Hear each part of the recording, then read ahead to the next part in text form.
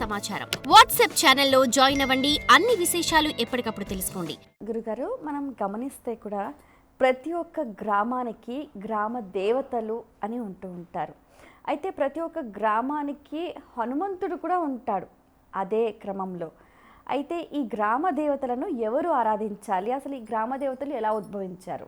ముందుగా big TV ప్రేక్షకులందరికీ కూడా నమస్సుమాంజలి.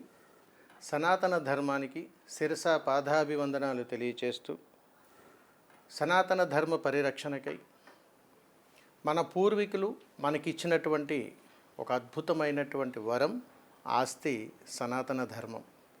ఈ సనాతన ధర్మాన్ని మనం పరిరక్షించుకోవటంలో అనేక మంది సాధు సత్పురుషులు, సాధు పొంగవులు, మహానుభావులు ఎందరో మంది మనకిచ్చినటువంటి నిగూఢమైనటువంటి ఆస్తి ఈ గ్రామ దేవతల యొక్క పరంపర.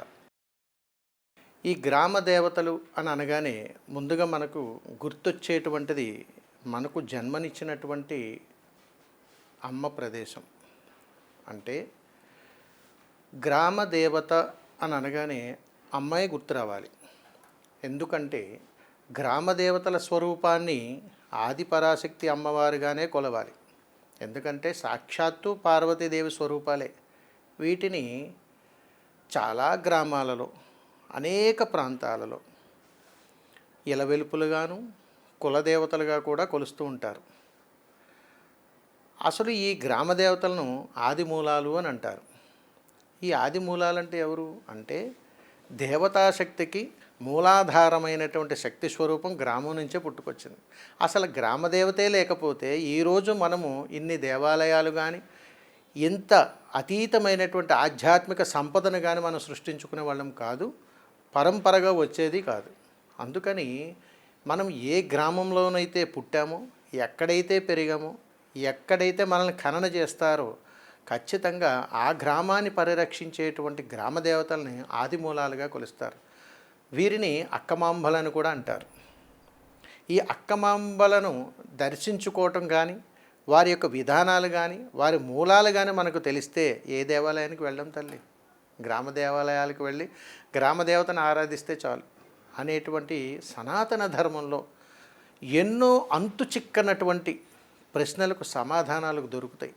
కానీ మీరు అన్నట్టుగా వీటిని ఒక మూఢనమ్మకాలుగాను, గ్రామదేవతను కొట్టిపారేస్తున్నట్టుగా గాను, అనేక విధి విధానాల్లో అంత ప్రాముఖ్యత లేదు అన్నట్టుగా కొన్ని విధానాలలో పరిజ్ఞానం లోపం వలన, నానుడి వలన కూడా ఇబ్బందులు అనేటువంటివి ఎదురవుతూనే ఉన్నాయి.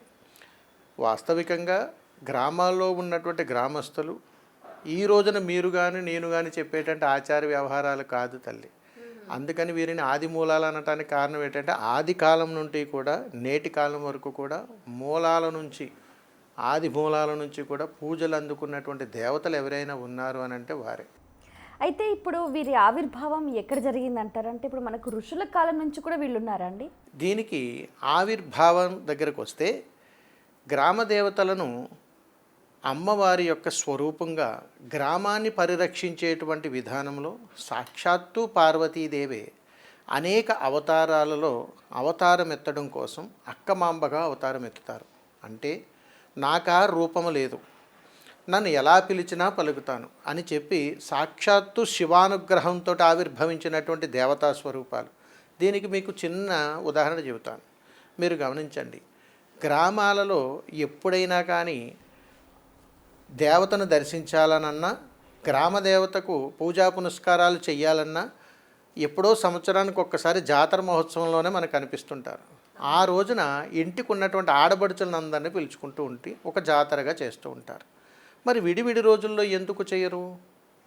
అలాంటప్పుడు గ్రామ దేవతగా అవతారం ఎత్తడానికి గల ప్రధానమైనటువంటి కారణం సాక్షాత్తు పరమేశ్వరుడు ఇచ్చినటువంటి అనుగ్రహం. ఏమిటనంటే, అమ్మా నేను రుద్రభూమిలో కూర్చొని ఊరిలోనికి ఉగ్రభూతాలు రాకుండా నేనక్కడ శివతాండం చేస్తూ వాటన్నింటిని అదుపులో ఉంచుతాను.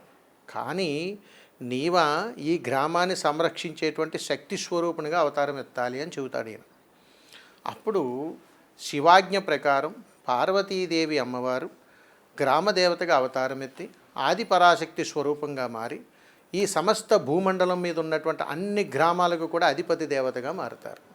కాబట్టి ఆయా గ్రామాన్ని బట్టి, ఆయా ప్రాంతాన్ని బట్టి, ఆయా ప్రజల యొక్క అలవాట్లను బట్టి అమ్మవారు ఆ పేర్లతో పిలువబడతారు.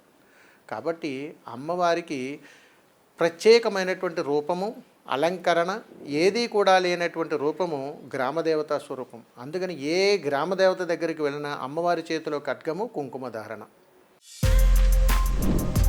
For more videos like this, subscribe Big TV channel.